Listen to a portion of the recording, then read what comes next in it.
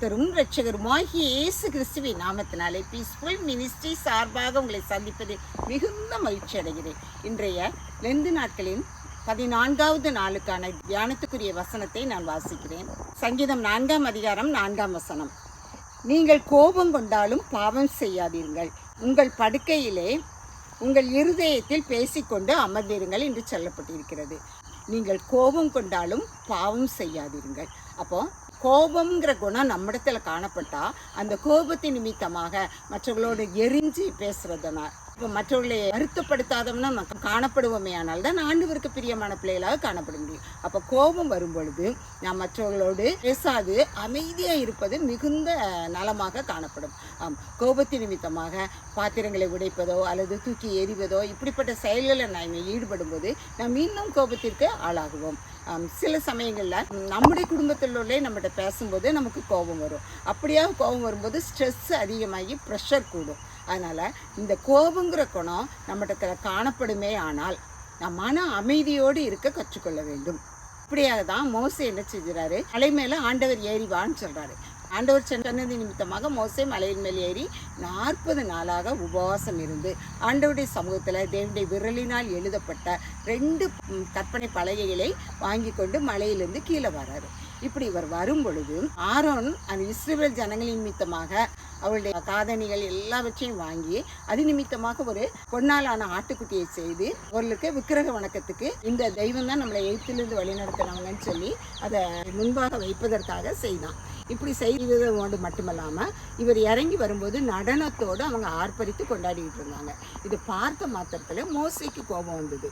மோசேக்கு கோபம் வந்தோன்னா ஒருவேளை அவங்ககிட்ட அவன் திட்டி இருக்கலாம். அப்படி திட்டி இருந்தானா கூட அவன் திரும்பவுமாக 40 நாள் உபவாசம் இருந்து அந்த கற்பனை பலகையில் பெற வேண்டிய அவசியம் இருக்காது. ஆனால் அவன் என்ன பண்ணான், அவனுடைய கோபத்தின் அகோரத்தின் நிமித்தமாக அவன் அந்த கற்பனை பலகையை என்ன செஞ்சிடறான், 2 பலகையும் கீழே போட்டு உடைத்து விடுறான். வேதத்தில் மோசே மிகுந்த சாந்த குணமுள்ளவன் சொல்லப்பட்டிருக்கிறது. ஆனால் இந்த ஒரு காரியத்தில் மோசே என்ன செய்கிறாரு, கோபப்பட்டவராக உடைத்தவராக காணப்படுறார். நாமும் கூட நம்மகிட்ட எவ்வளவோ நல்ல குணங்கள் காணப்படும். ஆனால் கோபங்கிற ஒரு குணம் வந்துவிட்டால் அது சூரியன் அஸ்தமிக்கிறதுக்கு முன்பாக நம் தனியே செய்கிறவளாக காணப்பட்டால் மாத்திரமே நம்ம கோபத்திலிருந்து நீங்களாகி காணப்படுவோம். ஏன்னா நாம் மனுஷர்கள் தான், நம்ம ரோபோ இல்லை. அதனால் நமக்கு சதையும் அம்சமான இருதயம் காணப்படுவதனால நம்ம எப்படிப்பட்டவர்களாக இருக்கிறோம், எல்லா காரியங்களையும் கோபப்படுறவங்களாக உணர்வுள்ள இருதயம் உள்ளவர்களாக காணப்படுறோம். இது நிமித்தமாக நாம் ஆண்டவருடைய சமூகத்தில் காத்திருந்து அவருடைய வேதத்தை படித்து ஆண்டவரே எனக்கு கோபம் வரக்கூடாது அப்படின்னு சொல்லி நம்ம கேட்குற பிள்ளைகளாக இருந்தோம், அதை நம்ம பெற்றுக்கொள்வோம். அது மாத்திரமில்லை, ஆண்டவரே சொல்லியிருக்காரு, காணிக்கையை படைக்க வரும் பொழுது உன்னுடைய சகோதரத்தில் உனக்கு கோபம் இருந்தால் அவனோடு போய் ஒப்புரவாகி அதன் பிற்பாடு நீ காணிக்கையை செலுத்துன்னு சொல்லியிருக்காரு. அப்போ இப்படிப்பட்ட ஆலோசனைகளை ஆண்டவர் நமக்கு சொல்லும் பொழுது நாமும் நம்முடைய பெரியவர்கள், நம்மை சார்ந்தவர்கள் நமக்கு கொடுக்கப்படும் அறிவுரைகளை கேட்டவர்களாக கோபம் கொள்ளாமல் நாம் ஸ்ட்ரெஸ் இல்லாமல் அதை நாம் அடக்கிக் கொள்கிற பிள்ளைகளாக காணப்படும் பொழுது நம்முடைய கோபம் நம்மை விட்டு எடுபட்டதாக நாம் ஆண்டவருக்கு பிரியமானவர்களாக காண முடியும். ஆண்டவர் நமக்கு இப்படிப்பட்ட ஒரு காரியத்தை கோபம் கொள்ளாமல் நாம் காணப்படத்தக்கதாக இப்படிப்பட்ட ஒரு கிரியையை நமக்கு தருவதற்கு அவர் அனுக்கிரகம் செய்வாராக. ஆண்டவர்தாமே இந்த வார்த்தைகளை ஆசீர்வதிப்பாராக. ஜெபம். எங்களை அளவில்லாமல் நேசிக்கிற அருமையான தகப்பனே, உம்மை நன்றியோடு துதிக்கிறேன், சோஸ்தரிக்கிறேன், வணங்குகிறேனப்பா. விசேஷமாக கோபம் கொண்டாலும் பாவம் செய்யாதீர்கள் நீ சொன்னீரேப்பா.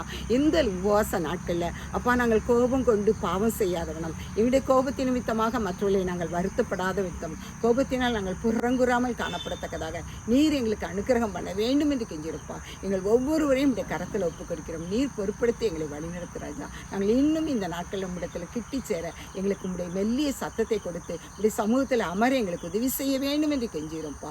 விசேஷமாக எங்களை தாழ்த்தி உடைய கரத்தில் ஒப்புக் கொடுக்கிறோம். நீர் பொறுப்படுத்திக் கொள்ளும், வழி நடத்தும். இயேசுவின் மூலம் ஜெபங்களும் நல்ல பிதாவே. ஆமேன், ஆமேன்.